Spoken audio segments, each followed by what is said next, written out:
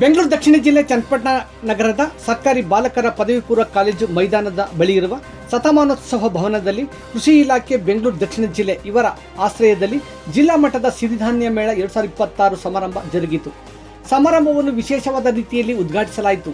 ಉದ್ಘಾಟಕರಾಗಿ ಆಗಮಿಸಿದ್ದ ರಾಜ್ಯ ರೇಷ್ಮೆ ಮಹಾಮಂಡಳಿ ರಾಜ್ಯಾಧ್ಯಕ್ಷ ಗಂಗಾಧರ್ ಒನಕೆ ಮುಖಾಂತರ ರಾಗಿ ಕುಟ್ಟುವುದರ ಮುಖಾಂತರ ಸಮಾರಂಭಕ್ಕೆ ಚಾಲನೆ ನೀಡಿ ಮಾತನಾಡಿದರು. ದಶಕಗಳ ಹಿಂದೆ ಬಡವರ ಧಾನ್ಯವಾಗಿದ್ದ ಸಾಮೆ, ಹಾರಕ, ರಾಗಿ ಇತರೆ ಧಾನ್ಯಗಳು ಇಂದು ಶ್ರೀಮಂತರ ಸಿರಿಧಾನ್ಯಗಳಾಗಿರುವುದು ವಾಸ್ತವವಾಗಿದ್ದು, ಸಿರಿಧಾನ್ಯಗಳನ್ನು ಬೆಳೆಯಲು ರೈತಾಪಿ ವರ್ಗ ಮುಂದಾಗಬೇಕು. ಗುಣಮಟ್ಟದ ಆರೋಗ್ಯದ ಗುಟ್ಟೆ ಸಿರಿಧಾನ್ಯಗಳೆಂಬುದು ಇಂದಿನ ವಾಸ್ತವವಾಗಿದೆ ಎಂದರು.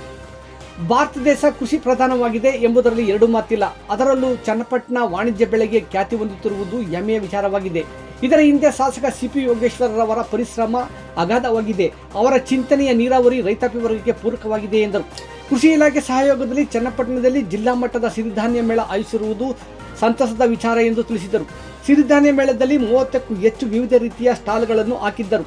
ಪ್ರಗತಿಪರ ರೈತ ಸಮಾಜ ಸೇವಕ ಅರಳಾಡು ಸಂದ್ರದ ಸುಜೀವನ್ ಕುಮಾರ್ ಬೆಲ್ಲದ ಹಣ್ಣಿನ ಜ್ಯೂಸ್ ಸ್ಟಾಲ್ ಮಾಡಿ ಎಲ್ಲರ ಗಮನ ಸೆಳೆದರು. ಈ ಸಂದರ್ಭದಲ್ಲಿ ಕೃಷಿ ಕ್ಷೇತ್ರದಲ್ಲಿ ಸಾಧನೆ ಮಾಡಿದ ಸಾಧಕ ರೈತರಿಗೆ ಹಾಗೂ ನೈಸರ್ಗಿಕ ಸಾಧಕ ರೈತರಿಗೆ ಸನ್ಮಾನಿಸಿ ಗೌರವಿಸಲಾಯಿತು.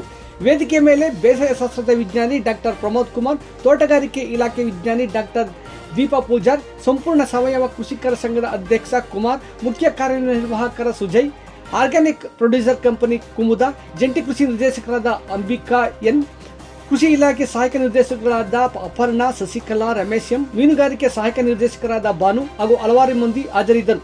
ಸಿರಿಧಾನ್ಯ ಮೇಳದಲ್ಲಿ ಜಿಲ್ಲೆಯ ಎಲ್ಲ ತಾಲೂಕುಗಳಿಂದ ಸುಮಾರು 500ಕ್ಕೂ ಹೆಚ್ಚು ಮಂದಿ ರೈತರು ಹಾಜರಿದ್ದುದು ವಿಶೇಷವಾಗಿತ್ತು.